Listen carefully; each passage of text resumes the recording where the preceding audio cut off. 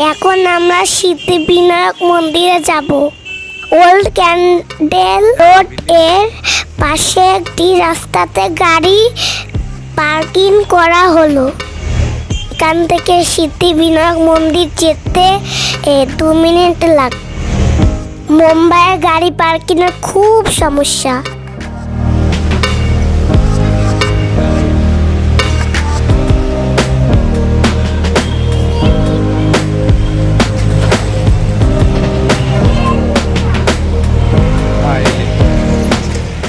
আমরা এখন শ্রী সিদ্ধিবিনায়ক মন্দিরের দিকে যাচ্ছি।